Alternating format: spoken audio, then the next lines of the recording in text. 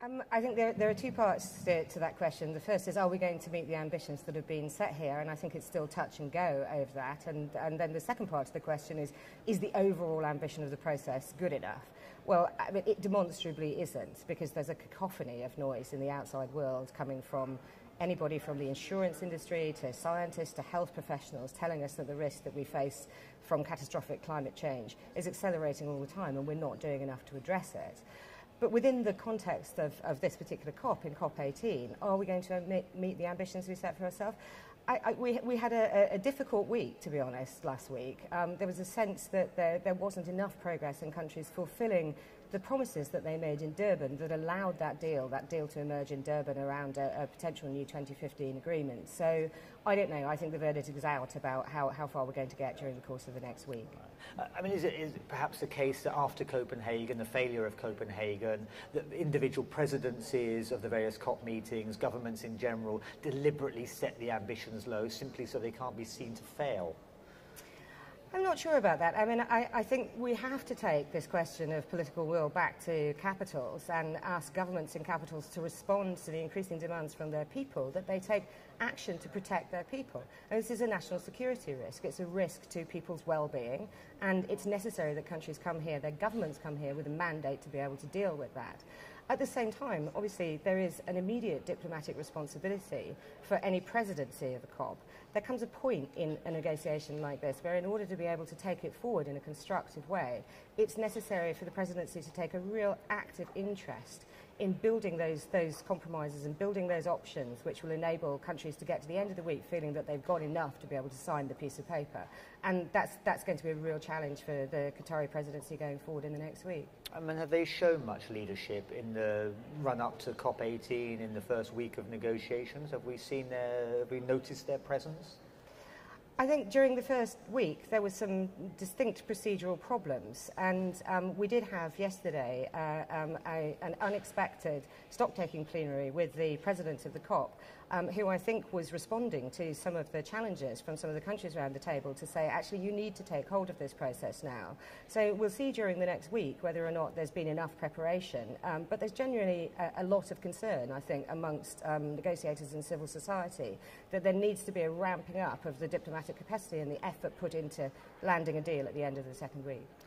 I mean, obviously a lot of focus on Kyoto and the next stage of Kyoto, with previous perceived good guys now being among the bad guys, Canada, perhaps New Zealand among them, or Japan amongst them.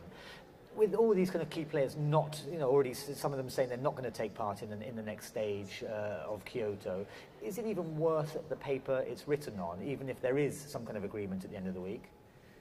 I think it would be ridiculous to be conducting an international negotiation on climate change without accepting the fact that a crucial part of that is to have a common rule book.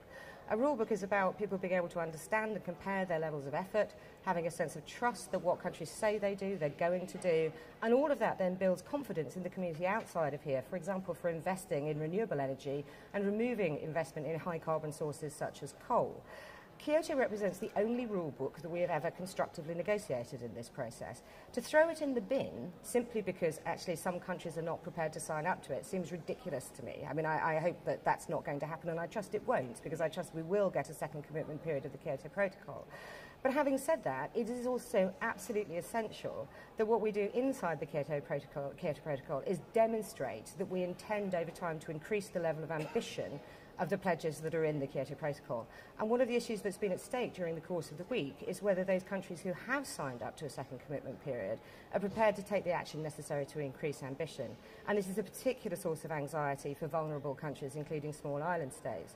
Now, part of that is about saying that we must not allow the 13 gigatons of carbon dioxide that are floating around as excess emission allowances to enter into the delivery of targets in the second commitment period or beyond that, because that will substantially reduce the level of ambition on the table, and the level of that ambition is already woefully low.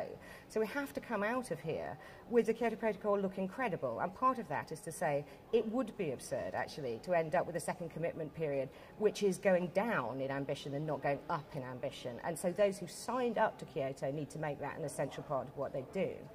But there is also a set of major obligations to those who either didn't sign up to Kyoto in the first place or decided that they weren't going to take on a second commitment period. And many of those countries, like New Zealand, for example, are countries who think they're very proud of their environmental record. And the reason they gave for not signing up to a second commitment period was because they wanted a better, more comprehensive deal.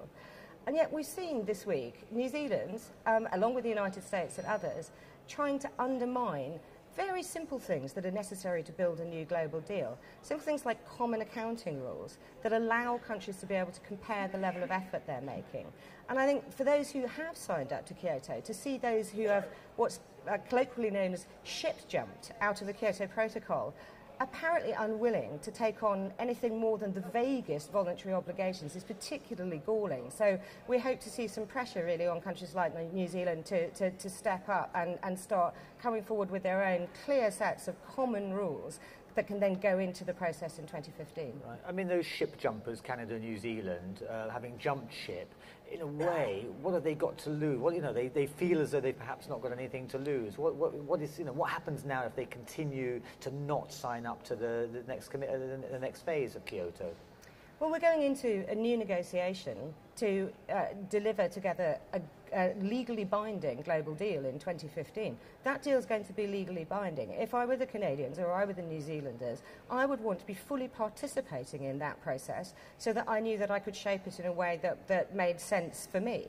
There isn't anywhere to go if you actually are genuinely committed to what you signed in Durban. That was a legally binding outcome. And I think, it's also a question of the fact that these countries have a long history of presenting themselves as being environmental champions. And the people of Canada and the people of New Zealand, I think, will find it outrageous that their governments are here undermining the one hope that we have in the future to be able to get a genuinely comprehensive and binding global deal on climate change.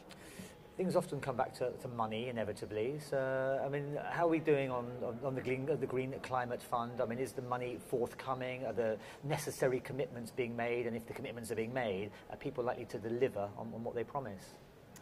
I think that's one of the most troublesome parts of this negotiation, and is very worrying for countries who've begun to try to put in place projects to adapt to climate change, or to, for example, invest in energy efficiency or renewable energy in developing countries, and are now facing the prospect of something of a fiscal cliff, of the Fast Start finance money, which was $10 billion a year over 3 years, coming to an end in 2012, and nothing more than a set of vague ad hoc promises about what's going to happen next. And there certainly will be considerable pressure in the second weeks of these talks for countries to come forward and say they are genuinely committed to the $100 billion a year, which they promised by 2020, and will demonstrate that they're going to start increasing the amount of money available.